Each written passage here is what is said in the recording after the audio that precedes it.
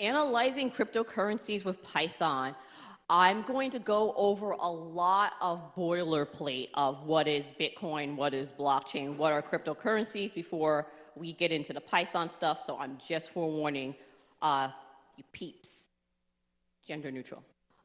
So who has cryptocurrencies? Who holds cryptocurrencies? That's a lot. Oh, what the heck does this mean?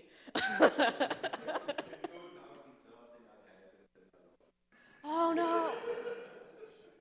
That happened to one of my coworkers. I think he had like 5, like back in 2013, and he lost his computer. And so yeah. Excellent. Who holds something other than Bitcoin? Awesome. Before I begin, I'd like to ask one of you, like, how did you get started and how did you learn about other cryptocurrencies? Reddit, okay. Anyone else?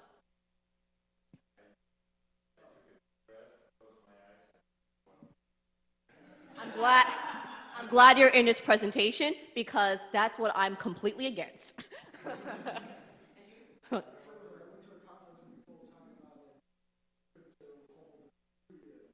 love it. That's how I got started. I'll talk about that in one moment. Awesome. So who am I? My name is Portia Burton, a developer and crypto fan. You can find me on Twitter, spouting a bunch of nonsense. I'm also the founder of the Blockchain Explainer, which basically goes to different organizations and teaches them what the heck is blockchain, what can blockchain do, what can't blockchain do. It's not magic. That's why we're here. Why do I do this? Well, I'll tell you a little bit about my journey. I started about 2 years ago. It is not that interesting.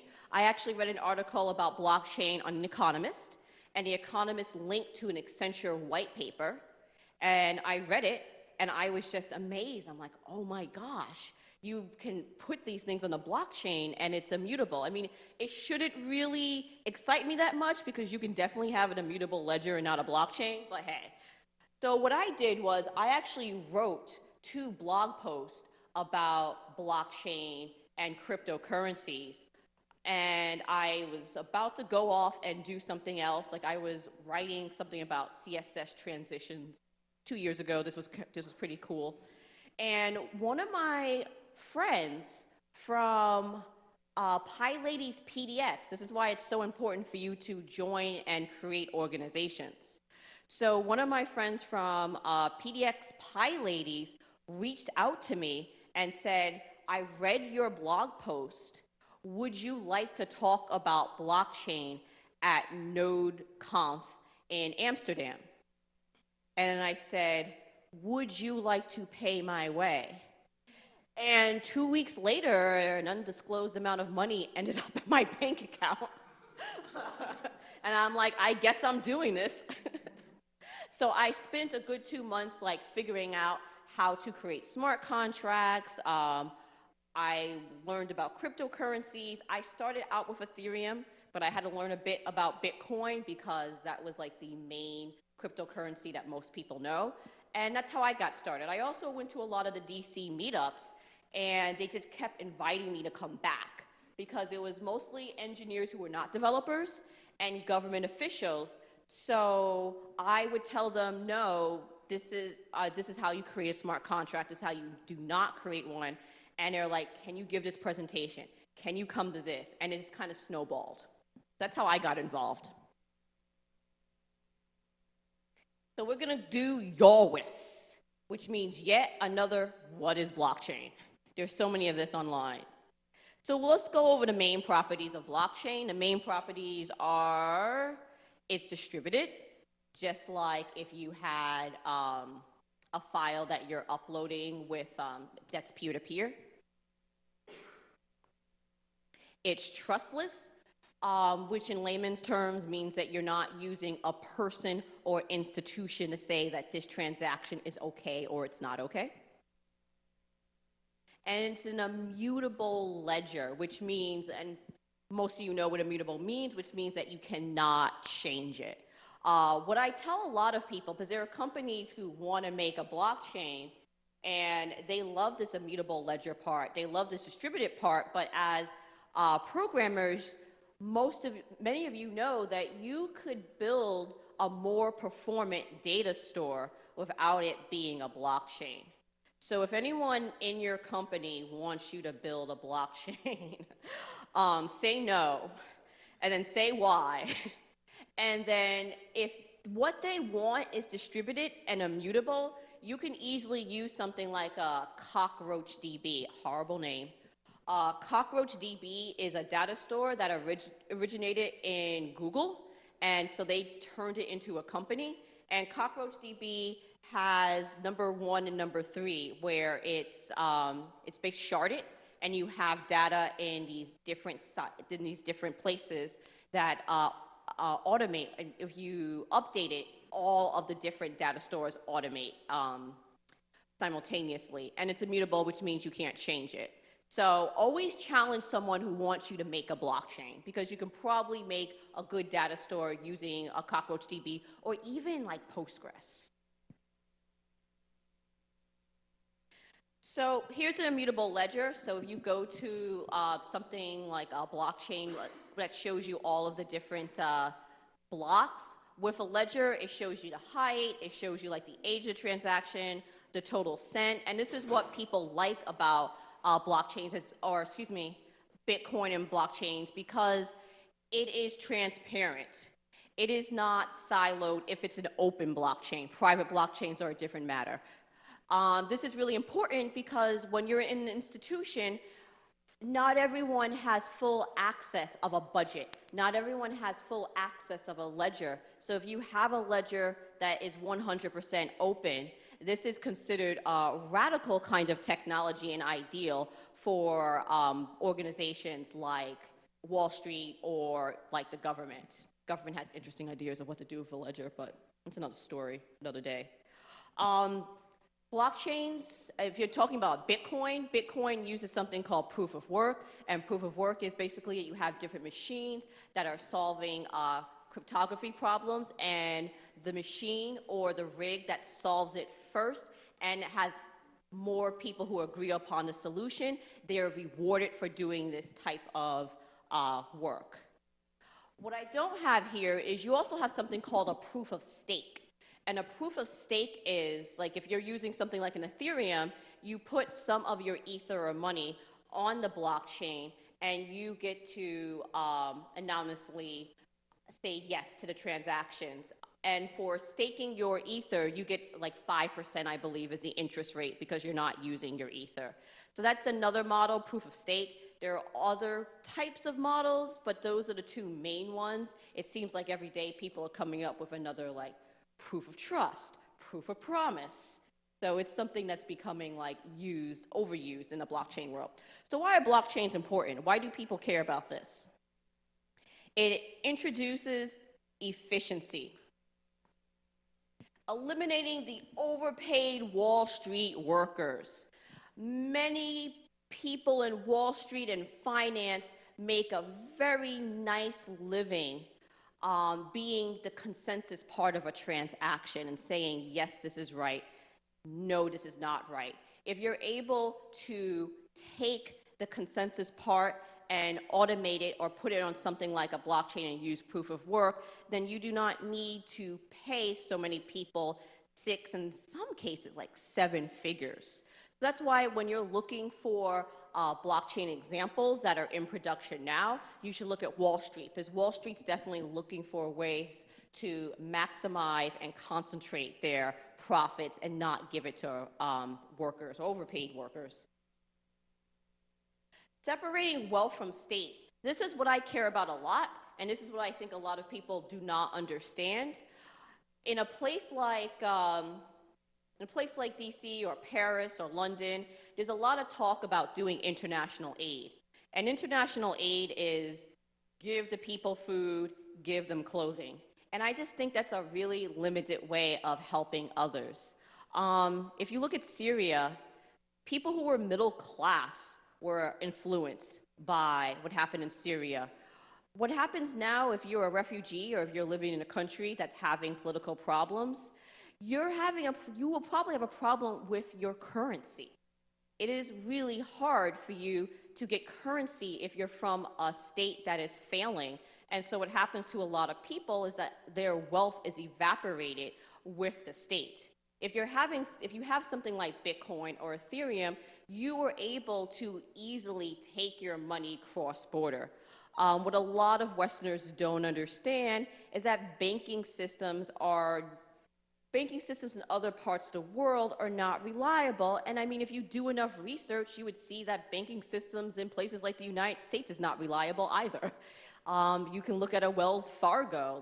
You can look at other banks where corruption happens and people want to get beyond this and people want to have money that they have full control over and it's not controlled by a bank or government and they can move from country to country.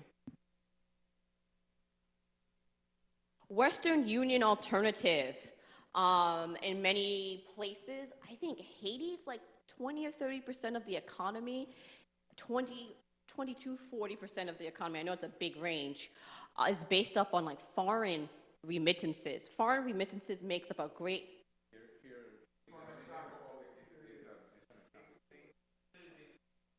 Wow, glad I put the slide. I was about to leave the slide out. Remittances take up a lot of money in terms of transactional fees. I come from like a different perspective. I lived in China for X amount of years and I had college loans to pay back. So back when I was in China, you could not take RMB as a foreigner and transfer it into dollars. So what I had to do was find a money man. So you find a money man by taking your Chinese dictionary, taking some money, looking around, and I would say, do you change money? I change money. They would look at me, change money. And then in a corner, you would go to the person, you would make this exchange, and it was really sketchy. And it would have been nice to have something like a Bitcoin back then, so I could like send money to the States without relying on money men and my blue Chinese to English dictionary, because I did not speak Chinese at that point. So Western Union alternative, what I will say is that this is probably less the case for Bitcoin because of the fees. But if you look at something like a Litecoin or an Ether, that would be easier and cheaper to send from one country to another, and just probably a better solution to remittances.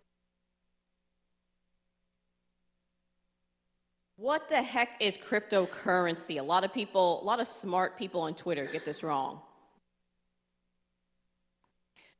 So Bitcoin, as you know, is the OG of cryptocurrencies. That was the first cryptocurrency. But as many people in this room know, there are thousands of different cryptocurrencies.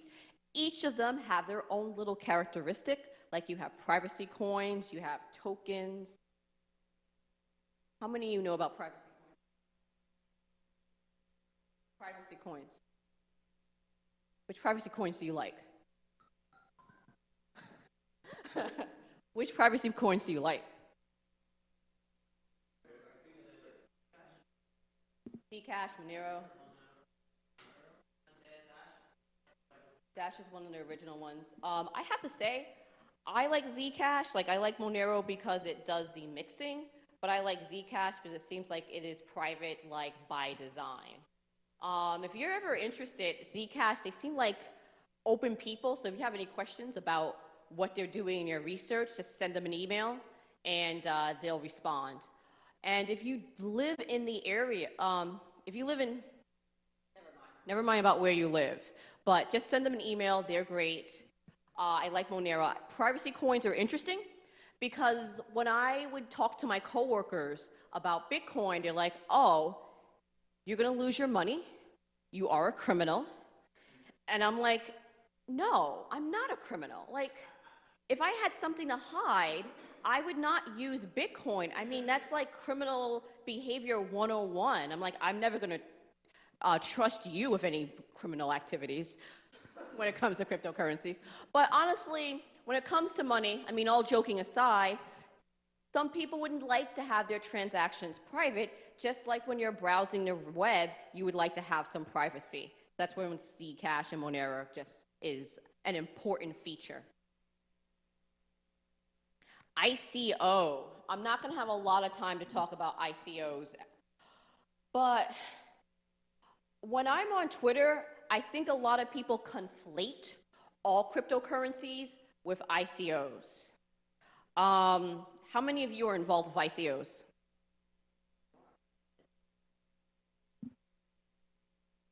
So how did you learn about ICOs?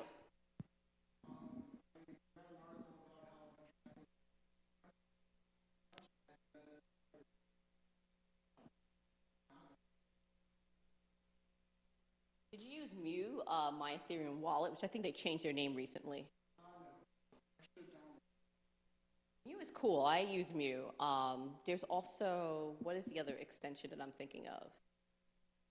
Anyhow, so ICOs are a mix between an IPO and online crowdfunding. When people talk about cryptocurrencies, like, I don't know if anyone reads the blog Mr. Money Stash, a lot of their examples come from ICOs, because ICOs, especially in 2017, it's not so much that they're unregulated, it's also the fact that there was a white paper with not a lot of product or not like a clear vision of how they'll go with their project. ICOs are interesting because ICOs are an answer of companies trying to get around venture capitalists, because not everyone has access to a venture capitalist, not everyone has access to investors, and ICOs is almost an answer to what happened in 2008 during the financial crisis. During the financial crisis, the government responded, for better or for worse, to be quite honest. I'm really neutral on this one. If you look at places like the European Union and the United States, governments responded by making it harder for investors to put their money into different projects. So if you look at the average IPO, like 10 to 15 years ago, it was like 3 years, and now it's like 14 years. And the longer a company does not go into IPO, the longer that money does not go to the people, because the people are not buying stocks. So ICOs is a way for people to say, hey, this is how I want to spend my money in a company that I think is promising. So ICOs are interesting. There are a lot of scams in ICOs, tons of scams. And so it's interesting to see how different countries are dealing with this innovation and dealing with the problems that are inherent with new innovations dealing with money. So you have this distinction, utility token versus security, and a utility token plays a role in how the way the platform works. So like Ether, like if you're using Ethereum, it is hard for you can't create a smart contract without using Ether, which is a way that you pay for the transaction. So that would be considered a utility token. A security is an instrument used to raise capital. So many companies that add a token to it, and the token doesn't do anything except have the promise of maybe it will be worth a lot of money, that is considered a security. So what you see a lot of ICOs and tokens, what they're trying to do is they're trying to find ways to prove they're a utility token. Because once they become a security in places like Switzerland and places like the United States and places like Korea, they have to deal with a lot more regulation, paperwork in registering their company. And many companies become ICOs because they're trying to get away from that, for better or for worse. So you have something called, so the US Securities and Exchange Commissions, they are looking at things like ICOs. And so as far as the Security and Exchange Commissions are concerned, they are more likely to consider an ICO to be a security. So many ICOs that are trying to prove that they are a utility token are actually securities, and they have to go through the paperwork. And like I said before, Countries, some are more liberal, some are not, like Russia also has something like this as well. And so it's really interesting to see how different countries are dealing with this. There's a lot of countries, they don't want to overregulate ICOs because they want to have a competitive advantage. Because what's happening is if a country overregulates an ICO or a cryptocurrency, then that cryptocurrency will try to go to another country where the regulations aren't as stringent. Somebody told me that China is not trying to compete with really limited cryptocurrencies right now, and trying not to harm it because it's for everybody that's actually the logic is that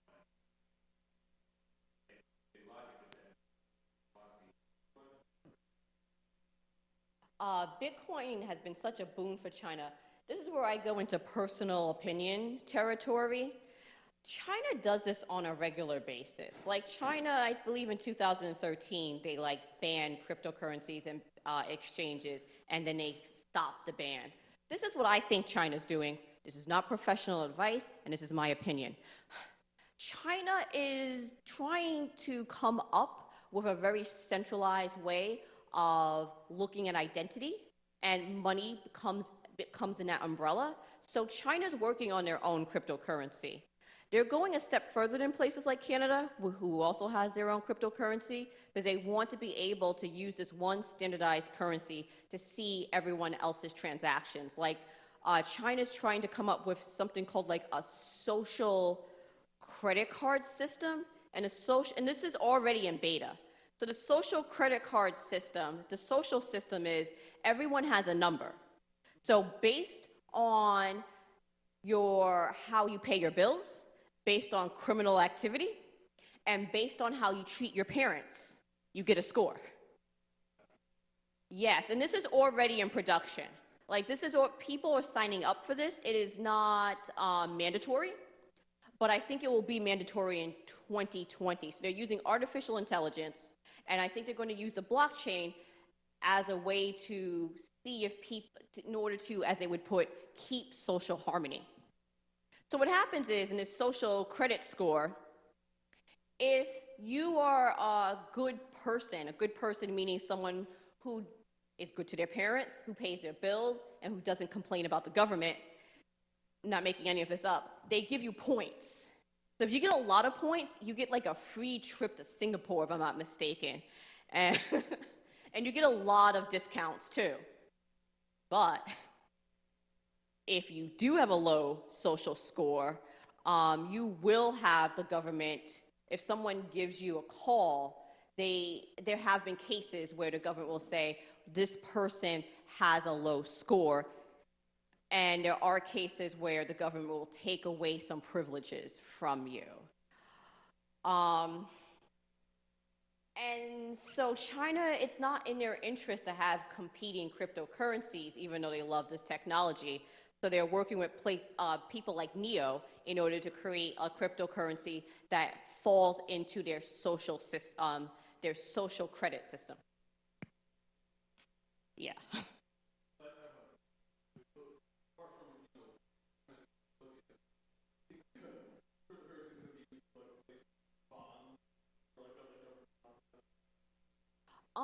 That's a great question. I think it really depends on which country. Because some countries like Estonia will be farther ahead than others. And as I said before, the government's really interested in finding ways that they can implement this in this system. Like if I hate making this so American-centric, I'm sorry, peeps. If you are in the States, they actually have tons of government grants asking you to come up with a plan, and they just throw money at you. Like I actually know someone who works at NSF, and her job is basically to look at blockchain applications. And if it meets the certain requirements, then it'll give you I think it's a 500,000 grant, and then it goes up to $1 million. Oh, I'm going to ask a question now. So do you have a system where you can sell your services to the government in the DR? Yeah? If I was you, I would actually see if there are any government contracts for blockchains, because throughout the world, there are governments who are willing to put a lot of money towards innovative ideas. Yeah, just putting it out there. So I'm not sure, but governments are definitely interested. So what is cryptocurrency? The IRS classifies cryptocurrency as property. It's interesting that it's classified as property because this basically means that it has something called capital gains taxes. And I mean, you can buy a cup of coffee with Bitcoin, but do you really want to pay capital gains taxes for a cup of coffee? And if you're buying things on an exchange, like if you're taking Bitcoin and turning it into Ether, that is considered a taxable event, and that would also be considered something that there's capital gains tax. It varies in different places, so if you are a trader, it behooves you to figure out how your government sees and classifies cryptocurrencies, because you might be making a lot of money off of trades, but what is that money if you're paying taxes on it for every event? So if you're making what, like 10 or 20 trades, that's 10 or 20 taxable events that you have to like pay for. So be sure that you know how your government sees cryptocurrencies. And Jimmy Dimon thinks it's a fraud.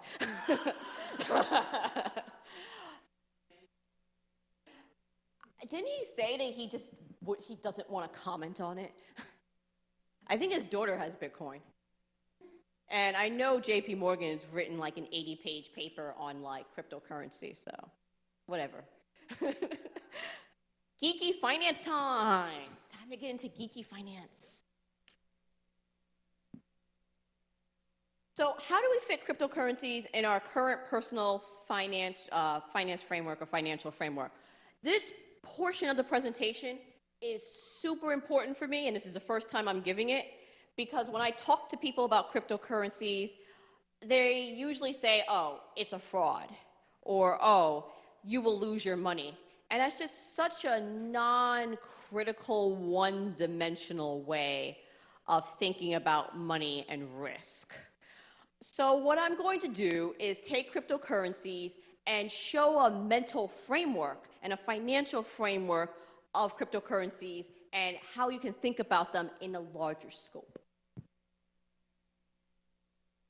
So when you're thinking about cryptocurrencies, I think what you should have in mind is something called modern portfolio theory.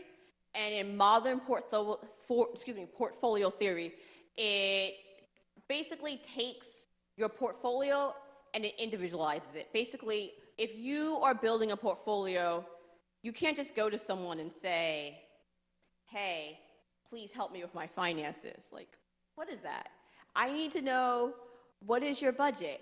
What is your timeline? And what is your relationship with risk?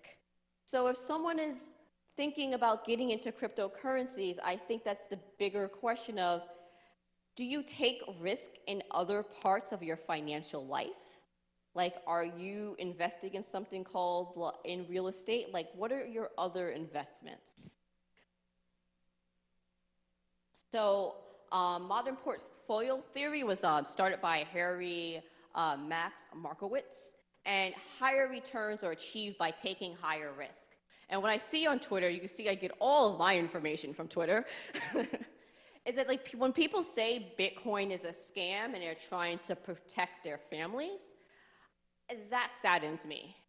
Because once again, that's a really uncritical view of finance and how you buy things in general. Like, what you should ask a person is, like I said before, how do you feel about risk?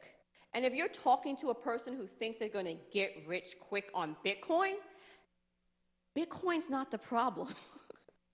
The problem is that this person thinks that there are get quick rich schemes. That's the bigger problem. The conversation should be, you are an adult. Why do you think you can easily become a millionaire without doing any research? That scares me a lot more than Bitcoin. Oh, how am I on time? What time is it? Oh, I'm doing horribly on time. 5 minutes? Okay. So as I said before, everyone's appetite for risk is unique and should be treated as such. Like I have 6 minutes. Oh, great. So the metrics of measuring a good portfolio. Good portfolios are not something that happens magically, and there is actually a framework for looking and thinking about building a portfolio. So in terms of your risk, you can use something called standard deviation of returns. And it basically looks at the bell curve. And you would say to yourself, well, how much risk I want to take? And you would use standard deviation and how much of an outlier you want to be in terms of success of your portfolio. And there's also correlation of returns. And correlation of returns are important because the ideal is you want such a mix of financial products that if one product goes down, the other one will hopefully go up. Like you would want something like, I don't know, corn or like natural energy, like solar energy, or like real estate. Like you want to make sure you have a bunch of different things that are not correlated with each other. And finally, I have like 4 minutes left. Can Python help us evaluate cryptocurrencies? This is why you're here. Yes. And I'm going to quickly go over this part, unfortunately. Python and finance. I have to say, I wish when someone taught me about Python, they would show me like how to like evaluate making money and how to think about trading as opposed to like helping a nonprofit. Please let this stay in this room. But not everyone wants to give back. Like some people learn how to code because they want to better their personal financial situation. And I think sometimes we just need to be honest about that. So if anyone's interested in creating a financial Python workshop for beginners, let me know.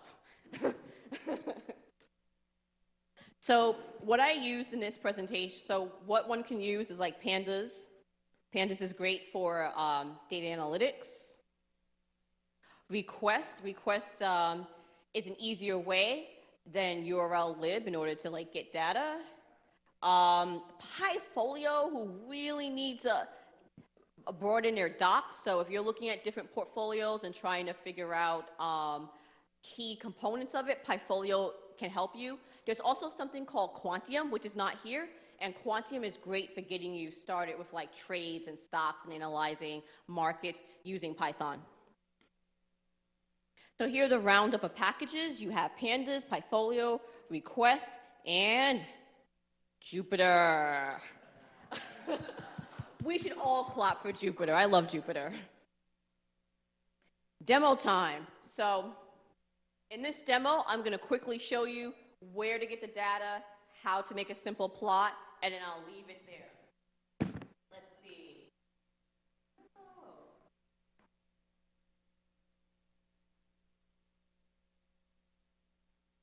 Does anyone have a shortcut for full screen? No? Okay. So what we're going to do here. It did say shortcut. Okay. All right. Oh, in Chrome. Okay. Here it is. So what you're doing is first of all, a lot of this code was co-opted, and I have the links in the bottom so that you can follow it yourself. And so what you're doing is you are importing Pyfolio and Pandas, you're getting your symbols, and there are many different exchanges that you can get data from. One of the reasons why I like cryptocurrency so much is because the exchanges is really easy for you to use their APIs and get data from them. Like if you wanted to get data from like traditional stocks, like it's really expensive getting that kind of information. Quantopium charges you for crypto information. Just ignore them and scrape it yourself by using Request. So you're using a Request. And here you're just downloading and getting the data.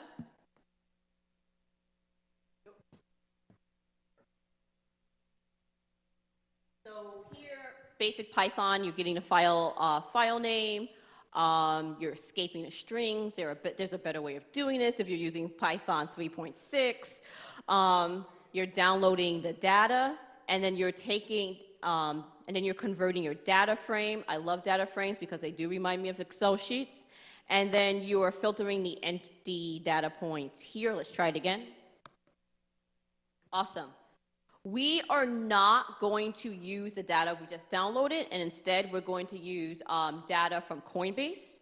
And I already have the CSV files, so we're reading the data set. And we are getting our data frame set. And we're using head. Head is great because instead of looking at the whole data frame, you can get the first 5 rows, which I find convenient. Then we're going to create our data frame. Here we're going to get the relative changes in closing prices, and we're going to use matplotlib and from our data frame. And what I like about this, what we're looking at is Bitcoin, Ethereum, and Litecoin, and we're looking at the closing prices. The thing about cryptocurrency is a lot of people are making the argument that one currency is inherently different than the other, so they're trying to diversify.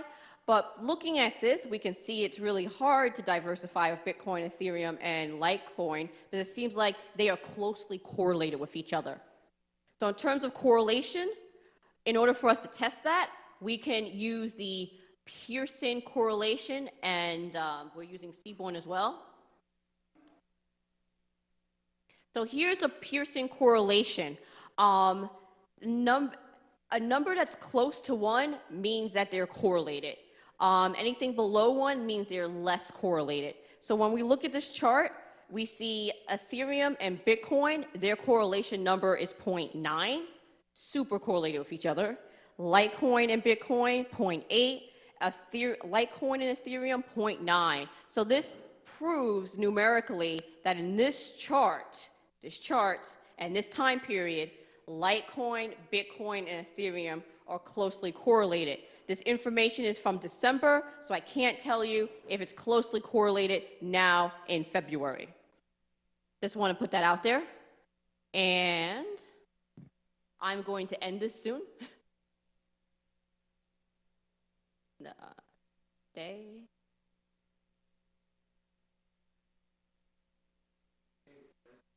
Okay. Oh, I did. I'm pressing escape now.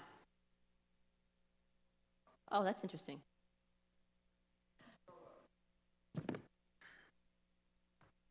There we go. I love shortcuts. So we went over the demo, and here's my information. Thank you very much.